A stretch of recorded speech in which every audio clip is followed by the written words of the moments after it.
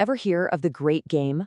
No, it wasn't played on some sports field. This was a century-long, shadowy struggle for control across the mountains and deserts of Central Asia. And the players? Two of the biggest empires on the planet, Britain and Russia. The prize was influence over the kingdom caught right in the middle, Afghanistan. So let's dive in and uncover how this imperial chess match drew lines on a map that, believe it or not, still shape conflicts today. And that's really the question at the heart of this whole thing. Because the story of the Great Game isn't just about dusty history books. It's a powerful story about how decisions made by long-dead emperors and viceroys created fault lines and conflicts that have lasted for generations. Okay, let's set the board. Picture the world in the early 1830s. It's a patchwork of empires, and two of the absolute biggest are expanding right towards each other. And they're on a collision course. Smack dab in the middle of Asia. So on one side, you've got the British Empire. Their entire global power pretty much hinged on their crown jewel, India. The wealth flowing out of the subcontinent was everything. So they were constantly looking north with a whole lot of paranoia. And on the other side, the Russian Empire, which was like this unstoppable glacier, just pushing south, swallowing up the local kingdoms one by one. And caught in this giant imperial vice, Afghanistan. It wasn't just another country. It became the critical buffer zone, the geopolitical chessboard where this great game was about to unfold. The British, absolutely terrified of a Russian presence on their doorstep, decided they couldn't just sit around and wait. Nope, they had to make a big move to secure Afghanistan for themselves. And this one decision, well, it would lead to one of the most infamous military disasters of the entire 19th century. And the man who made that move was this guy, Lord Auckland, the Governor General of India. He was a huge believer in what they called a forward policy. The thinking was pretty simple, really. Don't wait for the threat to get to India's border. You go forward and you meet it head-on by installing a friendly pro-British ruler in Afghanistan.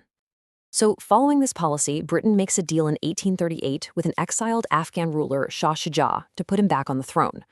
By 1839, British troops had marched into Kabul and did exactly that. It seemed easy. But that success was a total illusion, and it unraveled with shocking speed. You see, the Afghan people deeply resented a king propped up by a foreign occupying army. By 1841, a full-blown national uprising exploded, leaving the British garrison completely trapped in Kabul.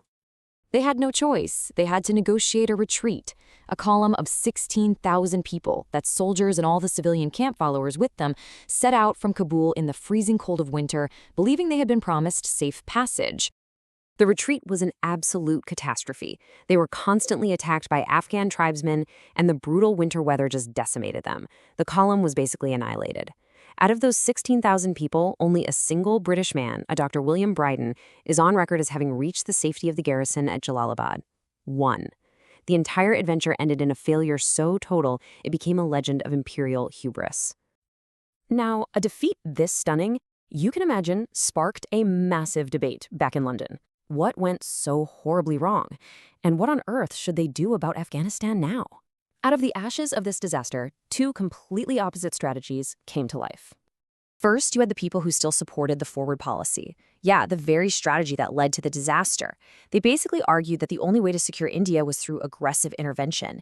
If you have to invade Afghanistan and make sure a friendly government's in power, you do it, no matter the cost. And this really lays out the two camps perfectly. The forward policy, which was generally favored by the conservatives, was all about being proactive and aggressive. But on the other side, you had the liberals, who championed a totally different strategy, one with a great name: masterly inactivity. Masterly inactivity was the polar opposite. Its supporters argued that invading Afghanistan was a bloody, expensive mistake. The smarter play, they said, was to stay out, build up the Indian frontier, and just use diplomacy and maybe a bit of aid to keep the Afghan ruler from getting too cozy with Russia. It was basically a policy of watchful waiting. And for a little while, masterly inactivity was the strategy of the day. But, as Russia's influence kept creeping south, those forward policy hawks back in London got more and more restless. And by the late 1870s, the temptation to just roll the dice on another invasion, well, it proved to be too strong to resist. The new guy in charge in India was Lord Lytton. He was a die-hard believer in the forward policy, and his instructions were crystal clear.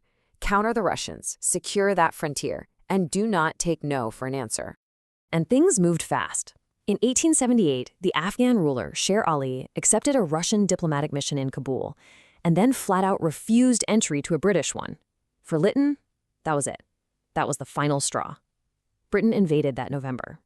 This time, the military campaign was fast and effective. By May 1879, Sher Ali's son had signed the Treaty of Gandamak. It was a huge victory for Britain, on paper. But that victory was so fragile. Just a few months later, the new British envoy in Kabul was murdered, and the whole region was plunged right back into war. It was like history was repeating itself. So the really crucial thing about that short-lived treaty was what Britain got out of it. They won the right to have a representative in Kabul, and, this is the big one, they took complete control of Afghanistan's foreign policy. The emir could still rule his own people, but he couldn't make a deal or even talk to another foreign power without Britain's okay. After that second war, Britain put a new, more agreeable ruler on the throne, Abdur Rahman Khan.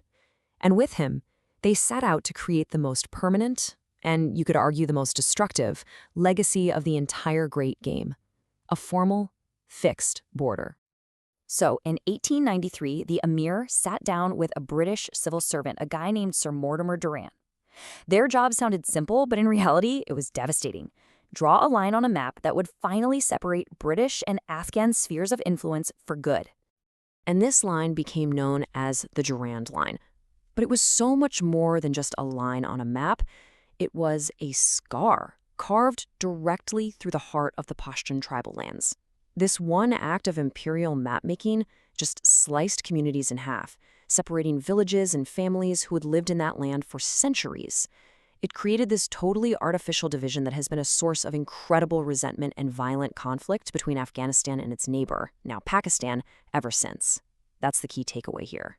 A line drawn in 1893 is still one of the most volatile political wounds in the region today.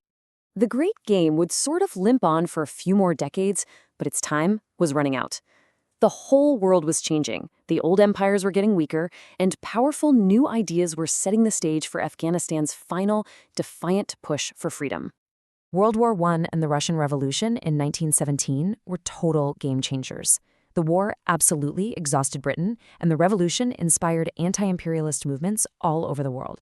For the first time, Afghan nationalists really felt like they had a real shot to throw off British control once and for all. In 1919, a new, fiercely independent emir, Amanullah Khan, took the throne, and he immediately declared war on British India. This Third Anglo-Afghan War was short. A war-weary Britain just didn't have the stomach for another long fight. By 1921, a final treaty was signed, and that crucial part that had given Britain control over Afghanistan's foreign policy, it was gone. After almost a century of struggle, Afghanistan was finally and fully independent. And just like that, the Great Game between Britain and Russia was officially over. But it leaves us with this final nagging question. When you look at those artificial borders like the Durand Line and the long, long history of foreign intervention that followed, you really have to ask, did the game ever truly end, or did the players just change?